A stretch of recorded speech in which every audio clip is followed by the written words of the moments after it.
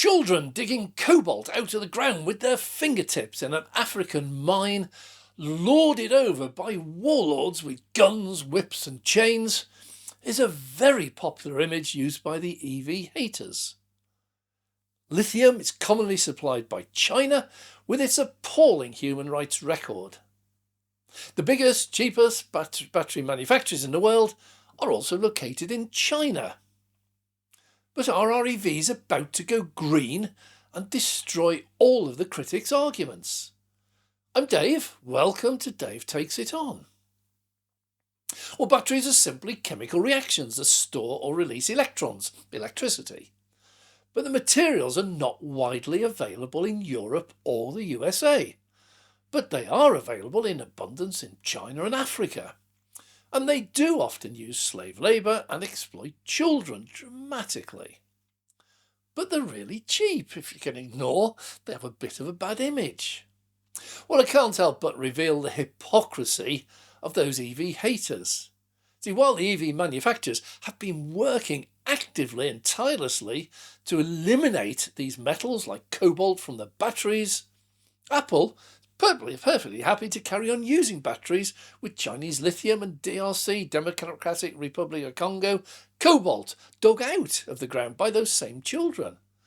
Well, they're happy to buy Apple products, their phones or their tablets or their laptops, or even their golf carts or their power tools. All of these use lithium and cobalt, and all of them come from repressive regimes and countries.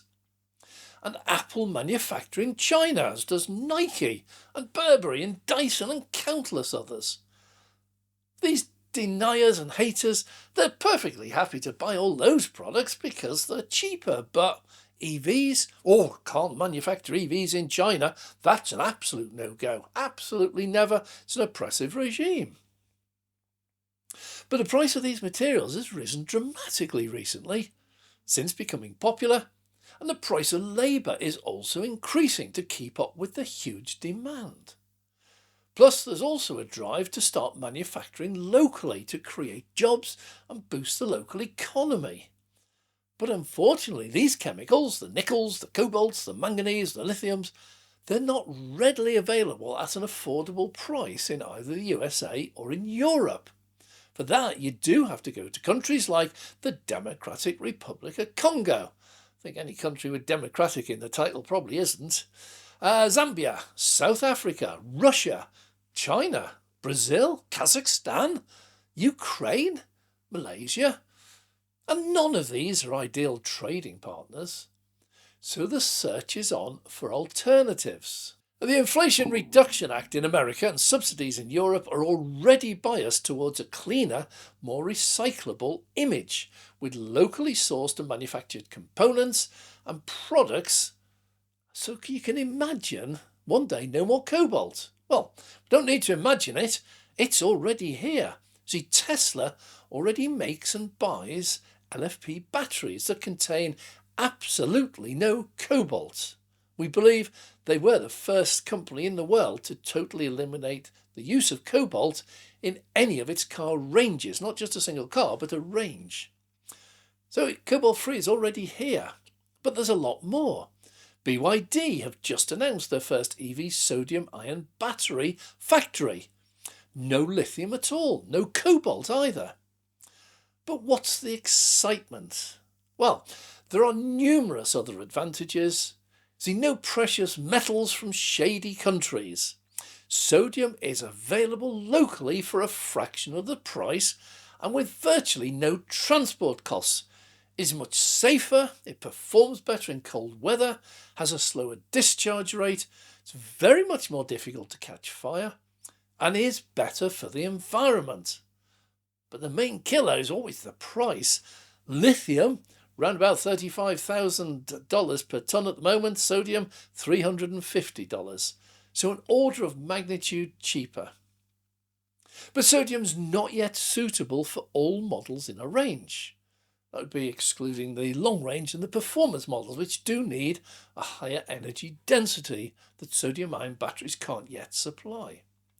But they are absolutely ideal for the budget small hatchback end of the market.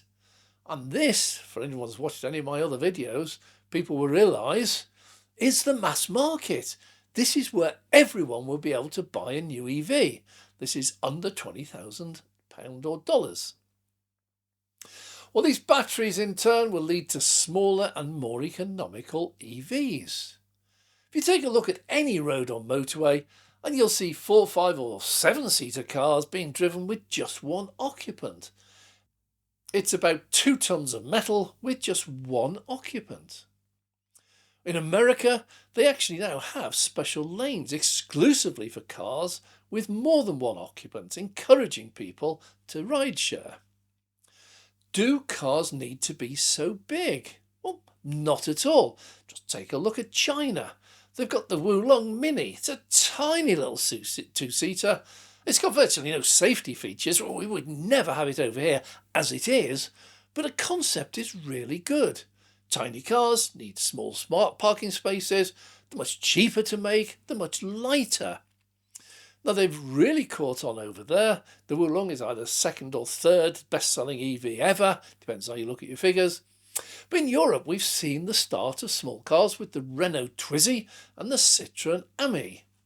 Both are available from around 6,000 to 8,000 euros in France. Prices in the UK are absolutely ridiculous. Same cars, about £12,000. That's just crazy. But with these cars, you wouldn't use one for a family holiday to Cornwall. Well, I suppose you could, but that's not what they're meant for. But for nipping to the shops, they're absolutely ideal. These have no need of large, high-energy dense lithium-ion batteries or huge battery packs. These can use much cheaper, safer, smaller batteries. At that price, family could easily have a full-size family EV and a small EV runaround. So, what's all this mean? Are EVs heading towards being green? Well, yeah, absolutely, definitely. From a business perspective, locally sourced components make tremendous sense, and not just to get any subsidies or grants or benefits available. We've seen the recent transport problems in the Red Sea caused by terrorists, and the war in Ukraine. Plus, we still have lingering supply chain issues, lack of shipping. But again, look at the cost.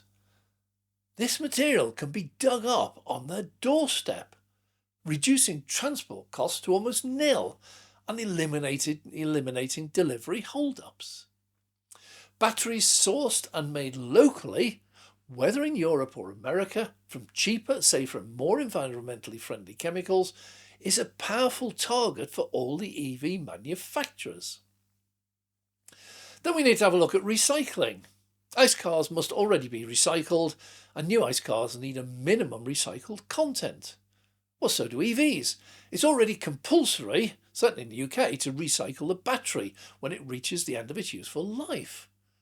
There are more and more recycling companies now, like Redwood Technology over in the States, which claims to be able to recover 95% of most of the ingredients in a battery and supply it back to the manufacturing industry.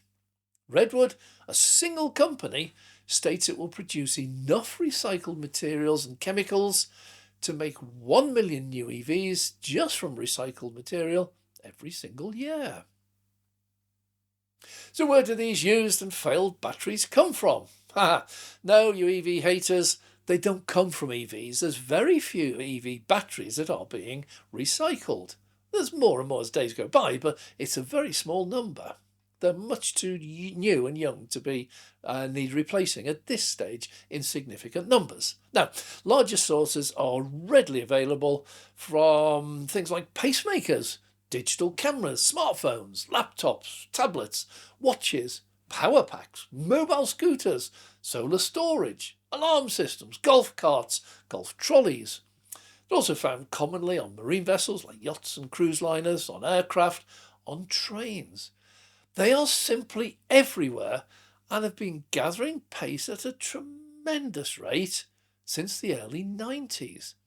It was only very recently that EV battery usage overtook mobile phone usage. So who's going to be the first to make an EV that is totally sourced and manufactured locally. BYD and Tesla are well in the lead, but many others are snapping at their heels. The day when an EV is truly green and clean is rapidly approaching. Clean to manufacture, clean to run, clean to recycle at the end of life. And if the grid goes green and clean, we could have totally clean transport for the masses. See, Tesla's already producing more electricity from its own green resources than it uses. This is things like solar panels on houses and on every single factory, and now solar panels are appearing at superchargers. Will other companies follow? Will EVs go green and clean? Well, what do you think? Is it possible? When could it happen? Leave your comments down below. I'm Dave. Well, thanks very much for watching. If you have enjoyed this video, please click the like button. And if you'd like to see more, please subscribe and click the notification bell so we can notify you next time we launch a video. And a massive thank you to all our Patreon supporters.